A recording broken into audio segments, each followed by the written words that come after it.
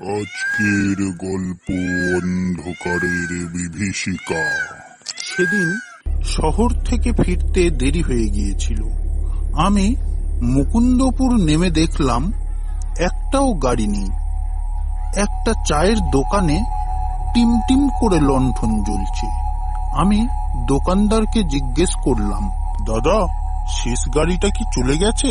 বাবু, আপনি যাবেন কোথায়? আমি কৈখালি যাব। আগে বাবু, কৈখালি যাবার গাড়ি তো অনেক আগে চলে গেছে। তাহলে এখন উপায় কি? দেখুন সামনে গিয়ে কোনো গরুর গাড়ি টাড়ি পান কিনা। সময় নষ্ট না করে আমি সামনের দিকে হাঁটতে শুরু করলাম। কিছুটা হাঁটার পর দেখতে পেলাম একটা গরুর গাড়ি।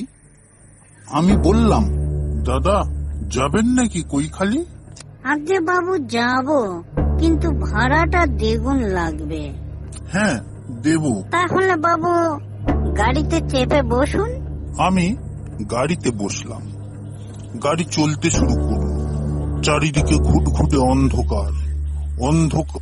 অন্ধকার ভেদ করে গাড়ি চলছে। কিছুক্ষণ চলার পর দুটো গরু আর সামনের দিকে এগোচ্ছে না।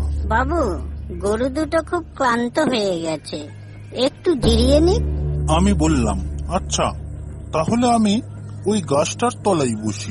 বাবু, এই জায়গাটা ভালো নয়, ওই জায়গায় তেনাদের উপদ্রব। কিছুক্ষণ বসে থাকার পর দূর থেকে একটা কি যেন আমাদের দিকে আসছে। একটু কাছে আসার পর দেখলাম একটা নরকঙ্কাল। আমি তৎক্ষণাৎ ভয়ে ওই জঙ্গলের রাস্তা ধরে ছুটলাম। কতক্ষণ ছুটেছি জানি না। ভোরের আলো ফুটতে দেখি আমি আমার গ্রামের সীমানায় এসে পৌঁছেছি। আর সেই গাড়ি চালকের কি হলো তা আর জানা গেল না।